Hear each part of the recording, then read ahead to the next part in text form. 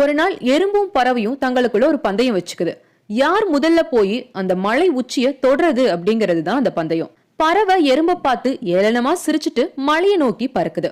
கொஞ்ச நேரத்திலேயே பறவை மலை உச்சிய தொட்டுருச்சு.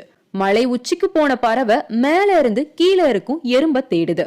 அப்போ எறும்பு மலையடிவாரத்துல இருந்து பாதி தூரத்தை கூட தொடல. எறும்ப பார்த்து பறவை சொல்லுது, எனக்கு முதல்லயே தெரியும் வெற்றி எனக்கு தான். பறவை கிட்ட ஒரு சின்ன எறும்பு போட்டி போடலாமா? எறும்ப பார்த்து கேலி செய்யுது பறவை. கொஞ்ச நாட்கள் கழிச்சு எறும்போட விடாமுயற்சியால ஒரு நாள் எறும்பு அந்த மலையோட உச்சிக்கு போய் அடையுது. அப்போ அந்த பக்கமா மலையை கடந்து போன பறவை மலை உச்சியில இருக்கும் எறும்ப ஆச்சரியமா பாக்குது.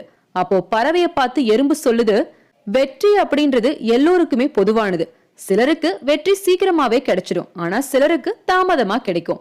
விடாமுயற்சியும் தன்னம்பிக்கையும் இருந்தாலே போதும், வெற்றி ஒரு நாள் எல்லோருக்குமே நிச்சயம்னு சொல்லிச்சான். எறும்பு சொல்றதும் சரிதானே?